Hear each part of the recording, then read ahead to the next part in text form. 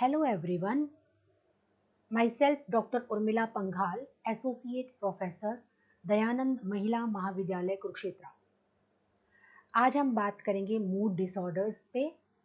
Mood disorders में particularly हम बात करेंगे यूनिपोलर डिसऑर्डर यानी एक ध्रुवीय विषाद। मूड डिसऑर्डर क्या है?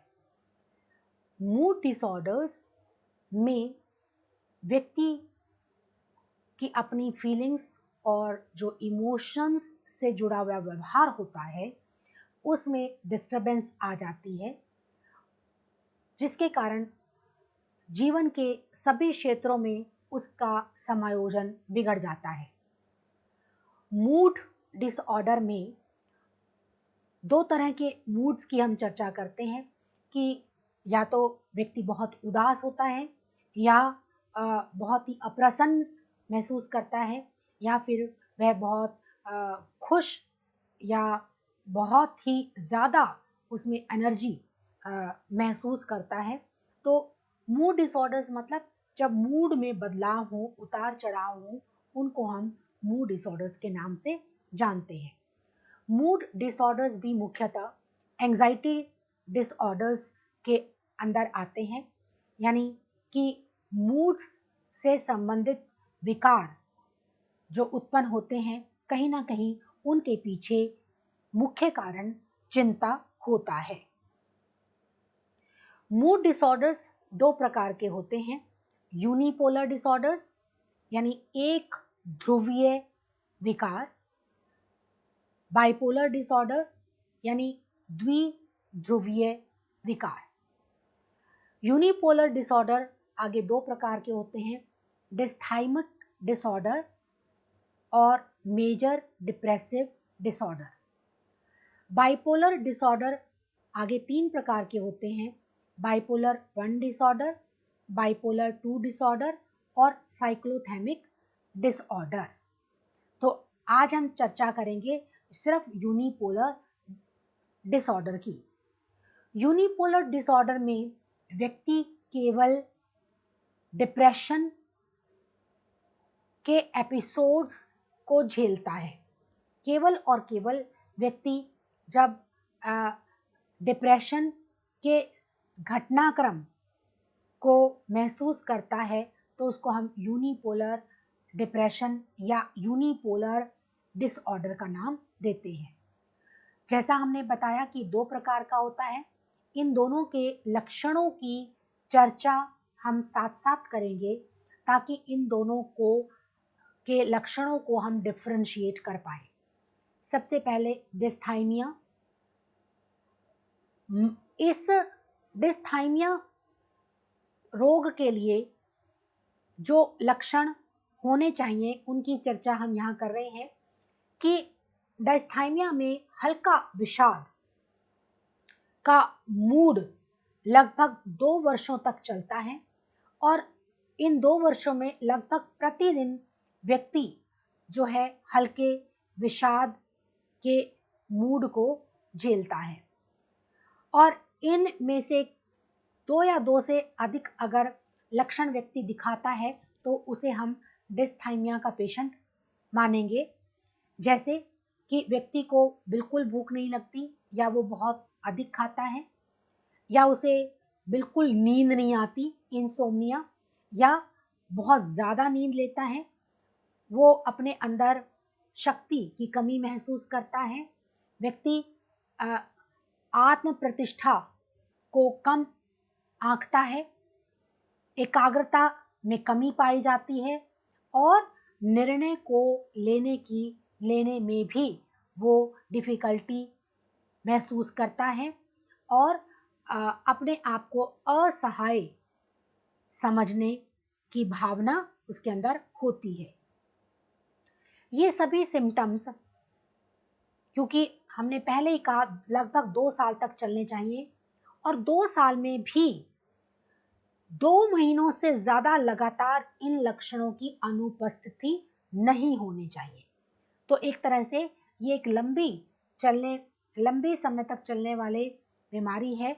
उसमें हल्के हल्के डिप्रेशन के लक्षण होते हैं और साथ में ही भूख न लगना, या अधिक खाना, नींद ना आना, नींद बहुत अधिक लेना, या शक्ति की कमी, सेल्फ एस्टीम कम होना, एकाग्रता की कमी, डिसीजन ना लेने पाना आदि में से 2 या 3 लक्षण होने ज़रूरी हैं। और ये लक्षण उसके अंदर दुख, परेशानी उत्पन्न करें और उनकी नॉर्मल जो फंक्शनिंग है उसमें बाधा पहुंचाएं, और ये सिम्टम्स किसी मेडिकल कंडीशन की वजह से उत्पन्न नहीं हुए होने चाहिए। अब बात करते हैं मेजर डिप्रेसिव डिसऑर्डर की।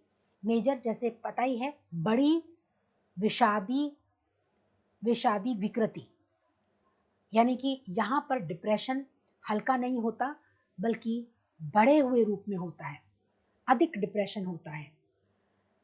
इसके लक्षण क्या कहते हैं कि व्यक्ति में एक या एक से अधिक डिप्रेशन का, जो बड़ा डिप्रेशन है उसका घटनाक्रम हुआ होना चाहिए, लेकिन ऐसा व्यक्ति कभी भी हाइपोमेनिया और मैनिया के घटनाक्रम को महसूस न किया हो, व्यक्ति की सभी एक्टिविटीज में रुचि खत्म हो गई हो, उसका जो वेट है वो भी कम होना चाहिए, जो पहले से घट जाना चाहिए, या तो नींद बहुत कम आती ही नहीं है, या फिर बहुत ज़्यादा आती है।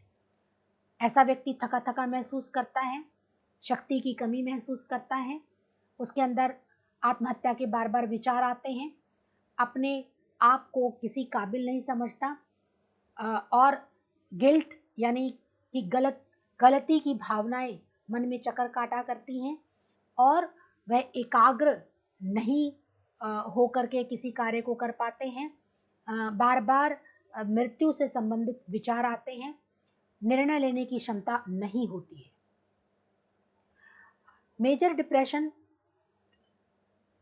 के साथ साथ व्यक्ति में व्यामोह या विभ्रम आते हैं, तो इसको हम साइकोटिक कंडीशन के साथ जोड़ देते हैं। साइकोटिक और न्यूरोटिक में अभी मैं भेद बताऊंगी।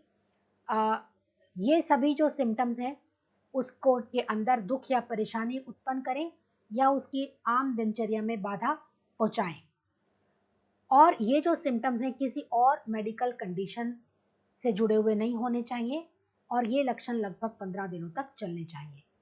तो सबसे पहले हम बात करते हैं साइकोटिक की, कि अगर व्यक्ति मेजर डिप्रेशन में विभ्रम और व्यामोह भी महसूस करता है तो ये कंडीशन साइकोटिक कंडीशन मानी जाती है। साइकोटिक का मतलब होता है तीव्र प्रकार का रोग जिसमें हॉस्पिटलाइज होना पड़ता है, लेकिन न्यूरोटिक कंडीशन जिसमें मात्र चिंता अधिक होती है और जो आम जिंदगी, आम व्यवसाय, घर के काम सब कर लेता है, उसको हॉस्पिटल ले जाने की ज़रूरत नहीं पड़ती है। बाकी जो टर्म्स इसमें आई हैं वो अभी हम डिस्कस करने जा रहे हैं। मैनिया क्या है, हाइपोमेनिया क्या है, डिप्रेशन क्या है, हेलुसिनेशंस और डिल्यूजन्स के बारे में। अब हम बात करते हैं डिप्रेशन की। डिप्रेशन जैसे मैंने अभी आपको बताया कि इसमें व्यक्ति बहुत अधिक उदास महसूस करता है, जो इमोशंस होते हैं बहुत ही उदास होते हैं। हाइपोमेनिया, हाइपोमेनिया मैनिया का हल्का रूप है, और ये डिप्रेशन से ठीक विपरीत है। जहां डिप्रेशन में व्यक्ति उदास फीलिंग्स रखता है, यहाँ पर एक हल्के प्रकार का ये मैनिया है जिसमें कि उसका जो मूड है वो बढ़ा हुआ होता है और उसकी क्रियाएं भी बढ़ी हुई होती हैं, यानी उसके व्यवहार में हल्की तेजी आ जाती है। मैनिया एक मानसिक रोग है जिसमें कि जो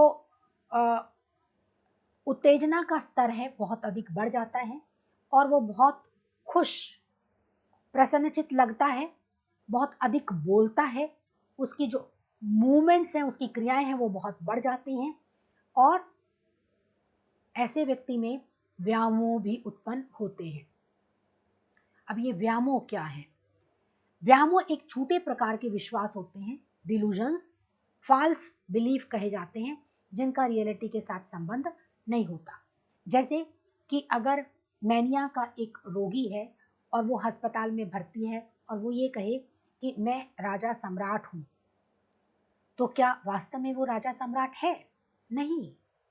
राजा या सम्राट है? नहीं, क्योंकि वह तो एक रोगी है, लेकिन वो अपने आप को सम्राट अशोक कहता है, जिसका कि वास्तविकता के साथ संबंध नहीं है। यानी इस प्रकार के जिसमें कि वो अपने आप को महान बताता है, हम कहते हैं ये डिल्यूजन ऑफ ग्रैंडियोसिटी है, यानी महानता का व्यामोह है।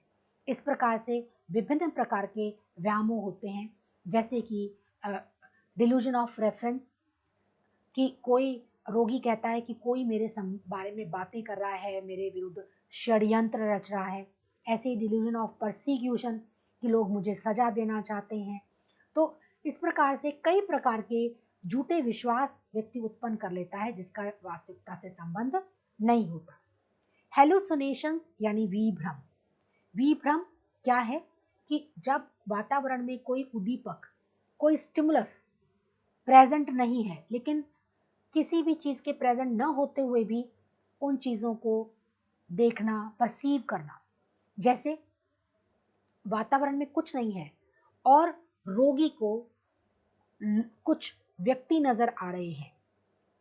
वातावरण में किसी प्रकार की आवाज नहीं है, लेकिन रोगी को कुछ आवाजें सुनाई दे रही हैं और वो उन आवाजों के प्रति रिस्पॉन्ड भी कर रहा है, तो इन्हें हम विभ्रम का नाम देते हैं।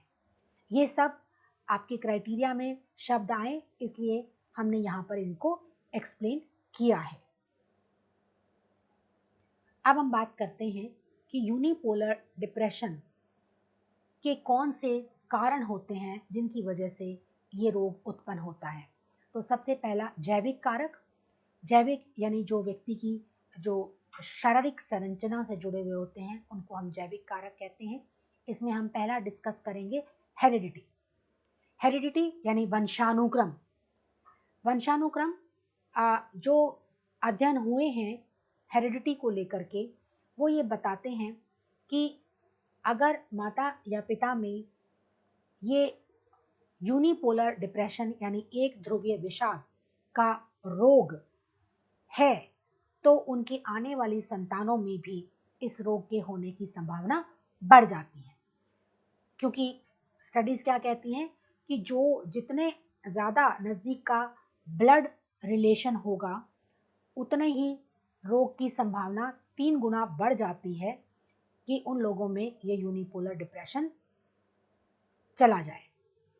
और जो आइडेंटिकल ट्विंस यानी समरूपी जो यमज हैं, जो एक ही सेल से जब 2 बच्चों का जन्म होता है तो उनकी हेरिडिटी सेम होती है, इसलिए उनको हम आइडेंटिकल यमज कहते हैं। कि जो दोनों एक जो ये 2 जो संतान होंगी उनका सेक्स भी सेम होगा, उनकी हेरिडिटी भी सेम होती है। ये देखा गया है कि अगर माता पिता में से कोई विषाद का रोगी है तो और उनके आने वाले जो जुड़वा बच्चे हैं जिनकी हेरिडिटी समान है, उन बच्चों में भी इस रोग के होने के चांसेस होते हैं। और अगर एक बच्चे को इनमें से ये डिप्रेशन का रोग हो जाता है तो दूसरे बच्चे में भी इस रोग के होने के 45 से 60% चांसेस होते हैं। तो इस प्रकार हेरिडिटी जो है यूनिपोलर डिप्रेशन में अपना रोल प्ले करती है। दूसरा बायोलॉजिकल फैक्टर है बायोकेमिकल फैक्टर्स। बायोकेमिकल फैक्टर्स यानी कि व्यक्ति के मस्तिष्क में 3 प्रकार के न्यूरोट्रांसमीटर्स पाए जाते हैं। Number 1 serotonin, नॉरएपिनेफ्राइन, dopamine. ये 3 न्यूरोट्रांसमीटर्स हैं। अगर इनकी मात्रा तीनों की ब्रेन में कम हो जाती है तो व्यक्ति में डिप्रेशन होता है। अगर सेरोटोनिन कम हो जाए तो भी डिप्रेशन होता है, नॉरएपिनेफ्राइन का लेवल कम हो जाता है तो भी डिप्रेशन होता है, और अगर डोपामाइन जिसे कि हैप्पी हार्मोन कहा जाता है वो भी ब्रेन में कम हो जाता है तो व्यक्ति में डिप्रेशन हो जाता है। तो इस प्रकार से ये तीनों न्यूरोट्रांसमीटर्स मूड डिसऑर्डर्स में इंपॉर्टेंट रोल प्ले करते हैं। हमारे शरीर में विभिन्न ग्रंथियां हैं जिनसे हार्मोन्स उत्पन्न होते हैं। तो अगर जो हार्मोन्स को रेगुलेट करने का सिस्टम है, अगर उसमें ही विकार आ जाए तो भी व्यक्ति में डिप्रेशन उत्पन्न हो जाता है। जैसे कि अगर व्यक्ति के सामने कोई भी स्ट्रेसफुल परिस्थितियां आती हैं तो व्यक्ति के ब्लड में कॉर्टिसोल नाम का हार्मोन सिक्रीट होता है। और स्टडीज से ये जानकारी मिली है कि जो डिप्रेस्ड पेशेंट होते हैं, जो ओपीडी में दिखाने आते हैं, इसका मतलब ओपीडी में जो दिखा करके चले जाते हैं उनमें हल्का विषाद होता है, तो उनके ब्लड प्लाज्मा में कोर्टिसोल की मात्रा का अध्ययन किया गया तो ये देखा गया कि नॉर्मल व्यक्ति में जितनी कोर्टिसोल की मात्रा होती है उससे 20 से 40% कोर्टिसोल की मात्रा अधिक थी आउटडोर डिप्रेशन के पेशेंट्स में। और जब जो इंडोर पेशेंट होते हैं जो कि हॉस्पिटल में दाखिल थे उनके ब्लड प्लाज्मा को स्टडी किया गया तो उनमें नॉर्मल व्यक्तियों की अपेक्षा 60 से लेकर 80% तक कोर्टिसोल का लेवल ज्यादा था। इसका मतलब जो कोर्टिसोल का लेवल भी कहीं न कहीं जो डिप्रेशन के लिए रिस्पॉन्सिबल होता है। नेक्स्ट फैक्टर है biological factor, neurophysiological and neuro anatomical influences, यानी जो नर्वस सिस्टम है यानी जो ब्रेन है उसकी संरचना और जो उसके अंदरूनी पार्ट हैं उनका क्या प्रभाव पड़ता है, उनके अंदर की फंक्शनिंग कार्य प्रणाली से क्या प्रभाव पड़ता है। तो यहाँ पर हम देखते हैं कि जो ब्रेन है, ब्रेन का ये जो हिस्सा है प्री फ्रंटल कोर्टेक्स यानी मस्तिष्क का जो अग्रभाग है, अग्रभाग में भी दो हिस्से होते हैं, दायां गोलार्ध और बायां गोलार्ध। जो लेफ्ट हेमिस्फीयर है यानी कि जो बायां गोलार्ध है अगर उसको क्षति पहुंच जाती है तो उसके कारण व्यक्ति में डिप्रेशन उत्पन्न हो जाता है। दूसरा, जो ब्रेन की ईईजी यानी इलेक्ट्रोएन्सेफेलोग्राफ से पता चलता है कि जो डिप्रेशन का पेशेंट है उसमें ये प्री फ्रंटल कॉर्टेक्स के जो दो हिस्से होते हैं यानी एक दायां गोलार्ध और एक बायां गोलार्ध, ये दो गोलार्ध हैं, उनमें जो कार्य होता है उनकी संरचना में समानता नहीं देखी गई है। ये देखा गया है कि डिप्रेशन के पेशेंट्स में जो बायां गोलार्ध है, बायां हेमिस्फीयर है, उसमें बहुत ही कम क्रिया देखी गई और जो प्री फ्रंटल क्षेत्र का जो दायां गोलार्ध है उसमें एक्टिविटी अधिक देखी गई। तो इस बाएं गोलार्ध में कम क्रिया होने की वजह से व्यक्ति में डिप्रेशन उत्पन्न होता है। ये प्री फ्रंटल कोर्टेक्स, इसका दायां भाग और इसका बायां भाग, ये देख रहे हैं आप, दो हिस्सों में ब्रेन बटा होता है। ये बीच का भाग है, एक दायां हिस्सा एक बायां हिस्सा। तो इन दोनों में जो दोनों हेमिस्फीयर्स हैं उनमें जो सिमेट्री नहीं पाई जाती। डिप्रेशन के पेशेंट्स के नींद के व्यवहार का अध्ययन किया गया और ये देखा गया कि डिप्रेशन के पेशेंट्स में जो नींद पूरी नहीं होती है, नींद की कमी होती है और उनमें स्लो डेल्टा वेज पाई जाती हैं। डेल्टा वेज कब उत्पन्न होती है? जब हम गहरी नींद में होते हैं। तो गहरी नींद में ये जो डेल्टा वेज हैं वो अधिक तेज हो जाती हैं, लेकिन डिप्रेशन के पेशेंट्स में ये डेल्टा वेज स्लो देखी गई हैं। और REM रैपिड आई मूवमेंट वो स्टेट होती है जब हम नींद लेते हैं, सो जाते हैं, तो सोने के 90 मिनट के बाद ये स्टेज आ जाती है जब हम गहरी नींद में आ जाते हैं और हमारी आइज की मूवमेंट तेज हो जाती है। लेकिन ये जो स्थिति जो 90 मिनट के बाद आती है, वो स्थिति लेट हो जाती है डिप्रेशन के पेशेंट्स में। इसीलिए इसका हमने कहा अल्टर्ड, जो चेंज हो जाती है, लेटेंसी, यानी ये स्थिति लेट हो जाती है। तो इसका मतलब इन रोगियों में जो जो साउंड स्लीप है वो नहीं होती है। साइकोडायनामिक फैक्टर्स, साइकोडायनामिक फैक्टर्स यानी कि वो कारण जो कहीं ना कहीं अचेतन मन में हमारे जो किसी सगे संबंधी के लॉस की वजह से, बिजनेस लॉस होने की वजह से, जॉब छूट जाने की वजह से जो दुख, जो चिंताएं हैं वो अचेतन मन में होती हैं, और वही उन्हीं कारण से ही व्यक्ति डिप्रेशन में होता है। तो किसी के अपने नज़दीकी व्यक्ति के इस संसार से चले जाने के कारण भी व्यक्ति को डिप्रेशन होता है।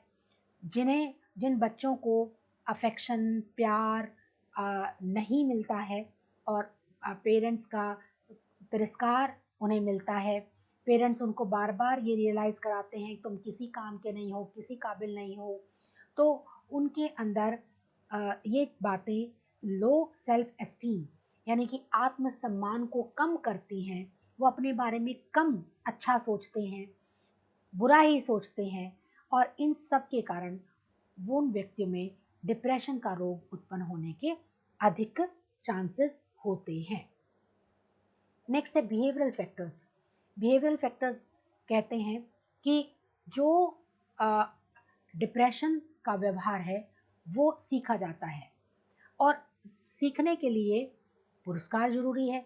तो जब किसी चीज़ को, किसी कार्य को हम करते हैं तो हमें पुरस्कार मिलता है तो हम उस कार्य को बार बार करना पसंद करते हैं, लेकिन अगर कार्य करने पर डांट मिलती है, पनिशमेंट मिलती है, तो उस कार्य को हम नहीं करते हैं। तो ये कहते हैं कि डिप्रेशन व्यवहार सीखा जाता है। क्यों? क्योंकि लोग डिप्रेस तभी होते हैं जब जो भी वो व्यवहार करते हैं उन व्यवहार के प्रति कोई पॉजिटिव रीइंफोर्समेंट नहीं मिलता। पॉजिटिव रीइंफोर्समेंट मतलब कोई उनकी प्रशंसा नहीं करता, कोई सराहना नहीं करता, या किसी और तरीके से उनको जब पॉजिटिव रिवॉर्ड नहीं मिलता है तो वो व्यक्ति डिप्रेस हो जाते हैं। और जब वातावरण में जो स्ट्रेस इतना बढ़ जाता है जिसकी वजह से वो चिंता बढ़ जाती है, जैसे कि जॉब का छूट जाना, बॉस से डांट मिलना, या किसी जो व्यक्ति का जो किसी व्यक्ति के साथ ब्रेकअप हो जाना, यानी ये इनको वातावरण से नेगेटिव रिवॉर्ड मिल रहे हैं, नेगेटिव रीइंफोर्समेंट मिल रही है, इसकी वजह से भी व्यक्ति में जो है वो डिप्रेशन उत्पन्न हो जाता है। कॉग्निटिव फैक्टर का मतलब होता है कि हम कॉग्निटिव कॉग्निशन से बना है, जिसका मतलब है संज्ञान। संज्ञान का मतलब ज्ञान, यानी डिप्रेशन जो होता है वो फॉल्टी थिंकिंग से होता है, यानी हम किसी भी चीज़ को कैसे ग्रहण करते हैं, कैसे ज्ञान उसके बारे में ले रहे हैं। तो अगर हमारी सोच जो है गलत होगी, फॉल्टी होगी, नेगेटिव होगी, तो हम अपने बारे में भी गलत परसेप्शन रखेंगे, नेगेटिव परसेप्शन रखेंगे अपने बारे में, सिचुएशन के बारे में, फ्यूचर को लेकर के।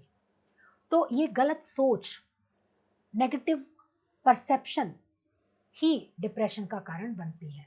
जैसे कि कोई बार बार सोचे मैं तो बहुत मैं तो अगली हूँ, सुंदर नहीं हूँ, मेरी नाक टेढ़ी है, मेरा रंग ऐसा है, मैं किसी काम का नहीं हूँ, मुझे कुछ नहीं आता, लोग मुझे प्यार नहीं करते, मैं तो कुछ कर ही नहीं पाऊँगा, ये चीज़ें तो हमेशा ऐसी ही रहेंगी, इसलिए मैं तो कुछ ज़िंदगी में कर ही नहीं पाऊँगा। ये सारी सोच कहीं ना कहीं व्यक्ति को अपने बारे में नेगेटिव परसेप्शन का बढ़ावा दे रही हैं। फॉल्टी थिंकिंग के कारण व्यक्ति के अंदर डिप्रेशन उत्पन्न होता है। अब हम बात करते हैं ट्रीटमेंट की। ट्रीटमेंट जो यूनिपोलर डिप्रेशन के रोगियों का जो इलाज है वो किया जाता है एंटी डिप्रेसेंट मेडिसिन से। वो दवाएं जो कि डिप्रेसेंट को कम करती हैं उनको हम एंटी डिप्रेसेंट ड्रग्स कहते हैं। दूसरा है ECT यानी इलेक्ट्रो कन्वल्सिव थेरेपी। इस थेरेपी में व्यक्ति के दोनों जो ये कनपट्टी है इस एरिया में ये इलेक्ट्रोड्स लगा करके हल्का सा 0.5 सेकंड के लिए हल्की 50 से 70 वोल्ट का एक हल्का शॉक दिया जाता है। और शॉक के बाद ये देखा गया है कि जो डिप्रेशन का पेशेंट है उसके व्यवहार में तेजी से सुधार होता है।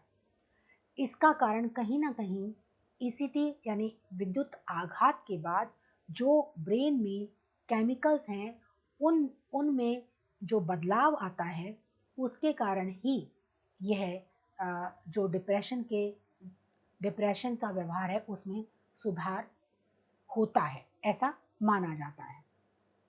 तो ECT डिप्रेशन के पेशेंट में बहुत ही कारगर साबित होती है। नेक्स्ट है बिहेवियर थेरेपी। बिहेवियर थेरेपी की जैसे हमने पहले ही कहा कि व्यक्ति में डिप्रेशन इसलिए होता है क्योंकि वो सीखा हुआ व्यवहार है। तो जैसे सीखा जाता है वैसे ही पुरस्कार के द्वारा इस व्यवहार को बदला जाता है। डिप्रेशन के रोगी में बदलाव लाने के लिए कुछ बिहेवियर में चेंजेस करने के प्रयास किए जाते हैं, वो भी पुरस्कार के द्वारा। नेक्स्ट है cognitive behaviour therapy. Cognitive behaviour therapy जैसे अभी हमने कॉग्निटिव फैक्टर्स में बात की कि व्यक्ति में डिप्रेशन का कारण कहीं ना कहीं उसका नेगेटिव थॉट प्रोसेस है। तो कॉग्निटिव बिहेवियर थेरेपी के द्वारा उसके थॉट प्रोसेस में बदलाव करने के प्रयास किए जाते हैं। नेगेटिविटी की जगह पॉजिटिविटी डेवलप की जाती है और इस थॉट प्रोसेस में बदलाव के साथ ही व्यक्ति के डिप्रेशन के व्यवहार में भी बदलाव आता है। तो यहाँ मैं एक चीज़ और ऐड करना चाहूँगी कि अभी हमने बात की यूनिपोलर डिप्रेशन के बारे में। यूनिपोलर में हमने 2 टाइप्स की, डिस्थाइमिक और मेजर डिप्रेशन डिसऑर्डर। इन दोनों के सिम्टम्स में जब आपने देखा होगा तो आप पाएंगे कि दोनों में ही जो लक्षण है लगभग समान दिए गए हैं। तो इन दोनों, क्योंकि डिप्रेशन का व्यवहार में समानता है, लेकिन इन दोनों के लक्षणों में सिर्फ और सिर्फ एक ही डिफरेंस है कि डिस्थाइमिया के पेशेंट में ये जो लक्षण होते हैं वो हल्के होते हैं और मेजर डिप्रेसिव डिसऑर्डर के जो लक्षण होते हैं वही लक्षण होकर के भी इनकी तीव्रता अधिक होती है। तीव्रता अधिक होने के कारण ही इसको मेजर डिप्रेशन डिसऑर्डर कहा जाता है। और दूसरी बात, मेजर डिप्रेशन डिसऑर्डर के रोगी ज़्यादा सुसाइड करने की कोशिश करते हैं, मृत्यु के बारे में बातचीत करते हैं और इन्हीं लोगों में डिल्यूजन्स और हेलुसिनेशंस भी अधिक मात्रा में देखे गए हैं। तो ये दोनों ये न मान के चलना कि इन दोनों में क्या डिफरेंस है, लक्षण तो सेम है लेकिन इनकी तीव्रता का ही फर्क होता है। तो हमने बातचीत की यूनिपोलर डिप्रेशन, उसके टाइप्स, उसके कॉजेज और ट्रीटमेंट के बारे में, और it's all about unipolar depression. Thank you.